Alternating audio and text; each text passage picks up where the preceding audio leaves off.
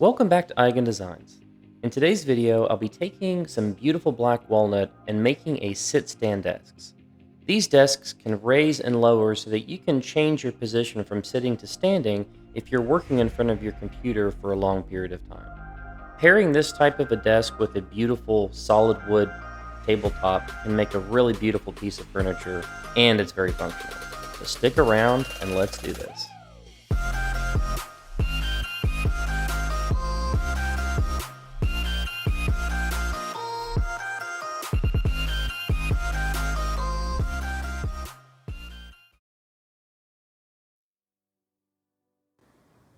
I just went through my collection of walnut that I've got, and I've picked out these 4 boards.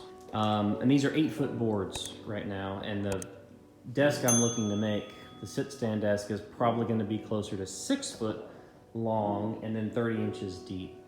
I begin this project by going over to my miter saw and cutting each of the boards to length.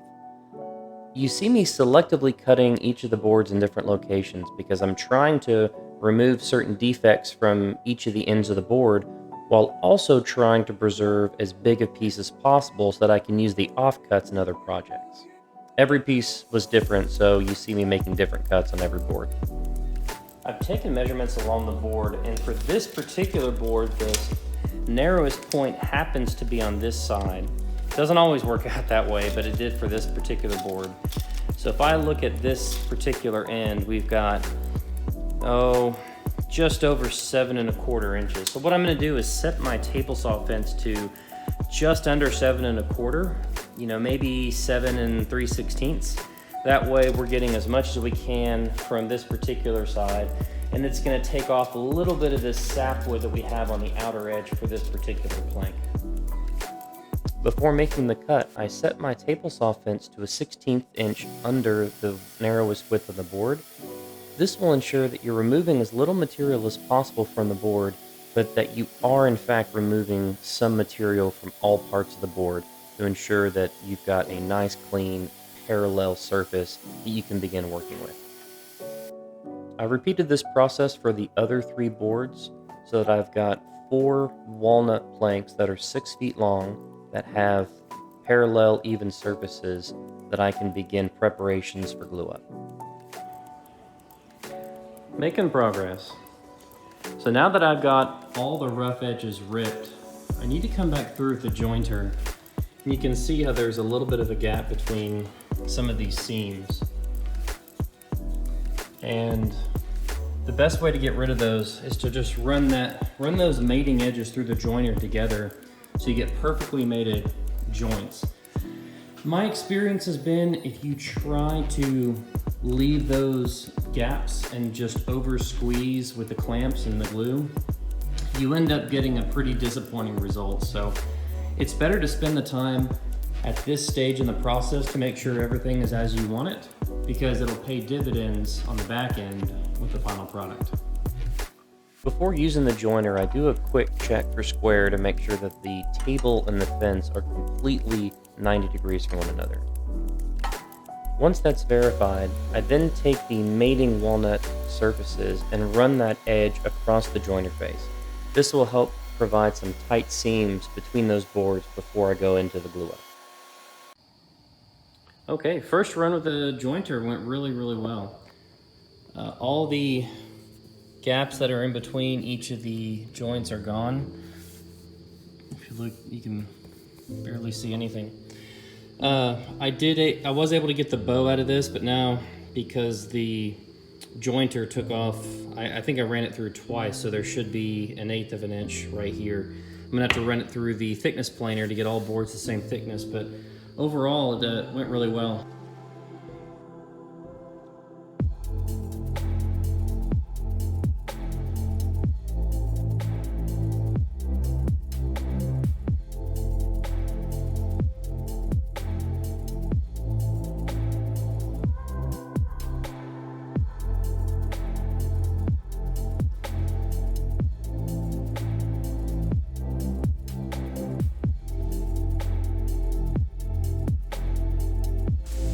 For this particular glue up, I'm going to be using Titebond 2, but you could use Titebond 1 or Titebond 3. you don't really expect these tables to see any moisture, so you don't need the water-resistant properties of some of the nicer Titebond glues. You'll notice here that I'm not using any biscuits or dowels. Now, contrary to popular belief, those are not put in for strength. Those are put in for alignment purposes so that you can ensure that you have a nice flat panel glue up whenever it's going through the drying process. But you will see me in the next step using some clamps, some parallel clamps, as well as some cawls to help keep the edges nice and flat to one another. There's a really good video by a YouTube channel called The Wood Whisperer where he's got 10 tips for really nice flat panel glue ups. I'll link it in the description below, but you'll see me using a lot of the tips here for this flat panel glue up. And the final product that I had from this particular piece was really, really flat and parallel. So again, if you're looking to do something larger like a tabletop, I would encourage you to look at that video to get some tips and tricks as you go through the glue up process. And if you don't have any cawls, you can easily make some yourself by taking a piece of wood with a straight edge and then covering it with some packing tape so that the glue doesn't adhere to it. That way you've just got additional downward force to keep each of your boards nice and flat during the glue up process.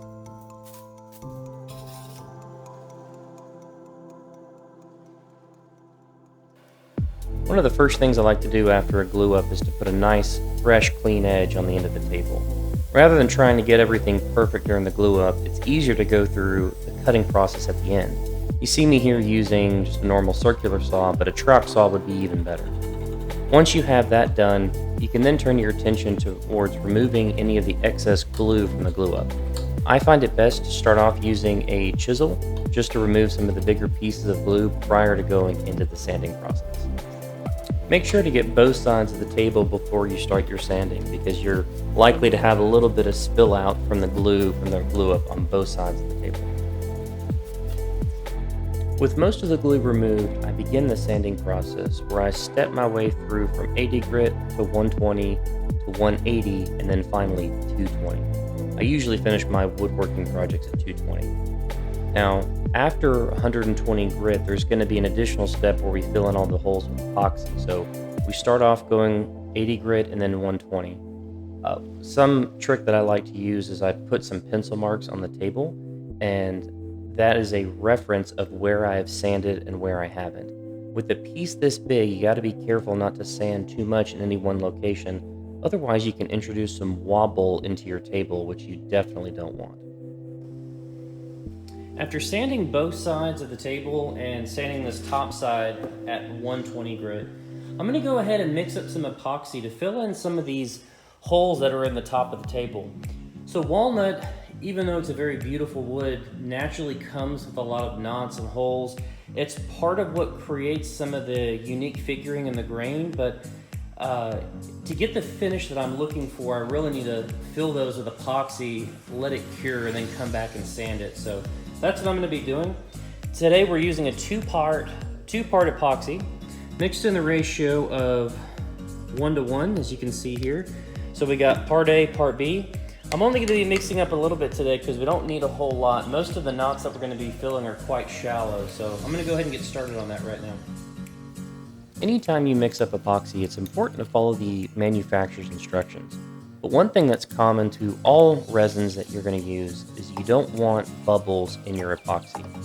You want to eliminate it whenever you're mixing it up, but also you want to remove them before it cures in your final product. So you see me here mixing the epoxy, which is important, but really taking care not to introduce new bubbles into the epoxy before you go through the pouring process. Once the epoxy is mixed up, the pouring part is pretty straightforward. You see me here using a spoon to help fill in some of the cracks. Now for the deeper cracks, I try to put a little bit of epoxy and let it sink into the hole and then top it up a little bit later. The last thing you want is to put too much in one time and then you trap air pockets underneath it. I then come back later with a flame to try to pop some of the surface bubbles. Once the epoxy is cured, you can come back and sand it. I start out sanding with 120 because the table has already been sanded to that particular grit.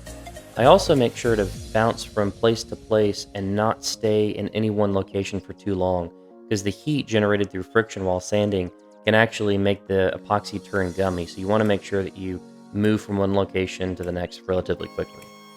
Before continuing with the sanding process, I take time to put a roundover edge on the table using my router. I do this because the router usually leaves some marring on the top of the wood, so it's easier to correct that now while you're still in the sanding process rather than deal with it later on down the road.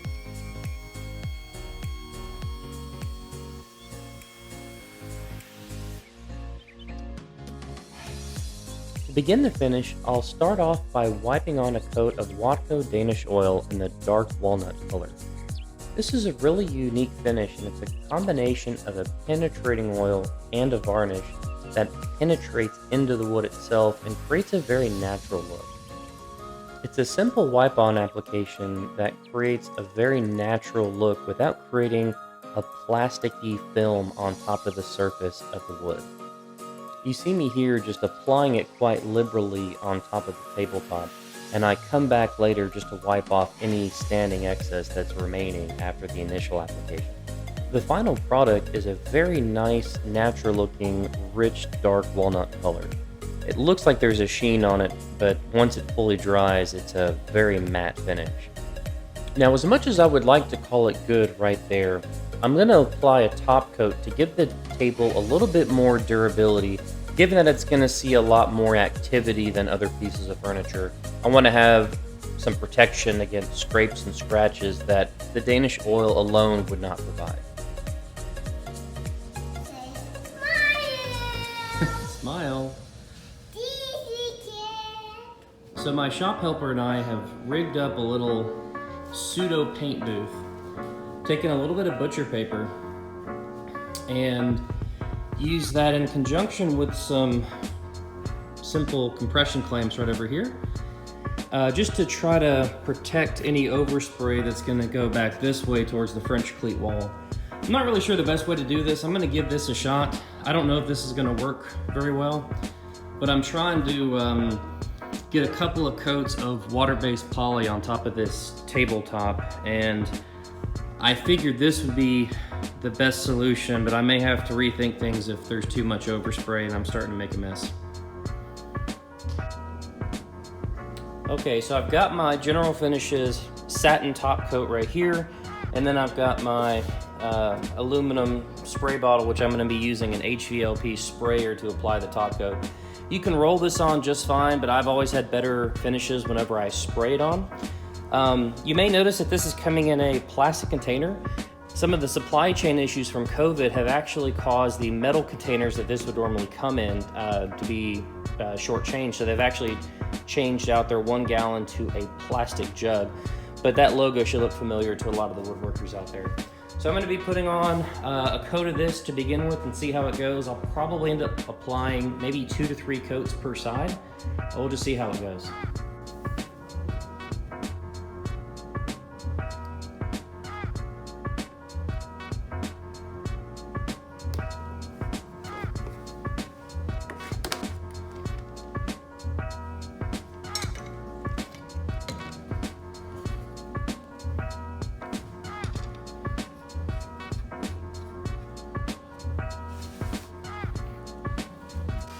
Creating a high quality finish with an HVLP sprayer is very easy.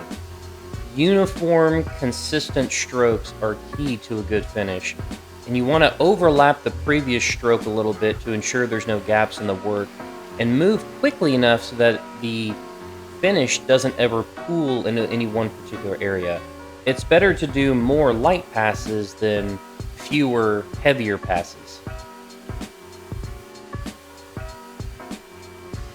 Be sure to also get all of the sides of the table so that your finish builds up evenly as you apply the various coats of your top coat.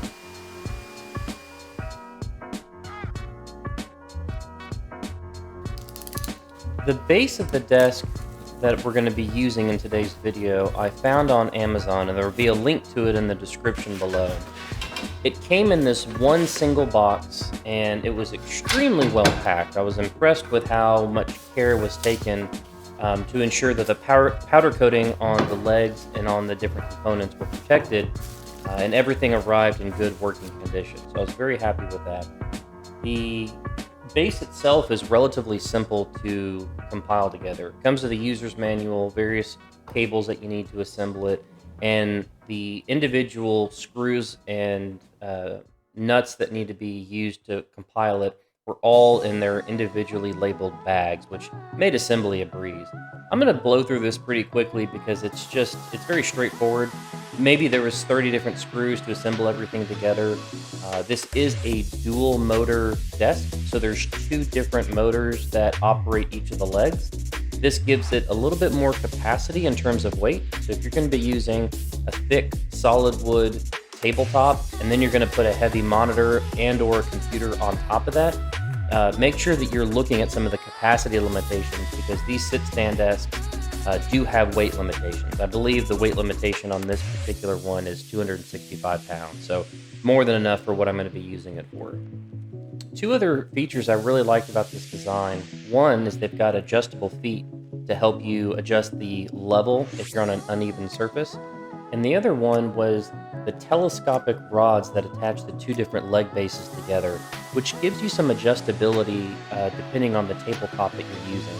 So you'll see me here in just a moment assembling the 2 rods together to allow those different leg pieces to fit together perfectly for the size of desk that I'm creating today.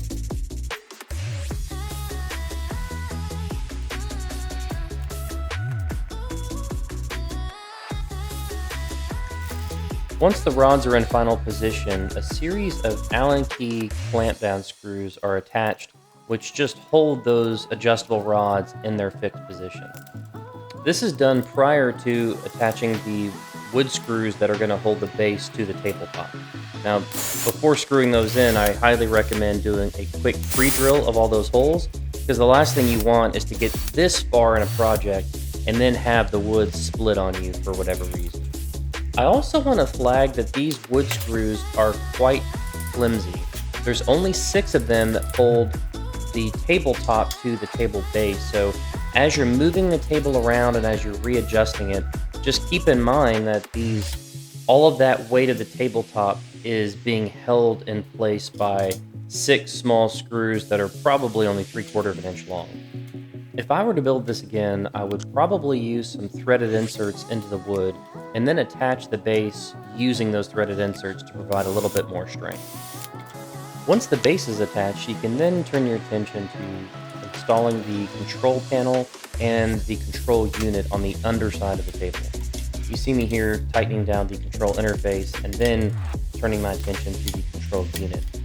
The control unit fits neatly in between the 2 rails, and you can take some additional time and care to do some cable management at this step in the process to make it look cleaner while you have the table turned upside down and have easy access to all these wires.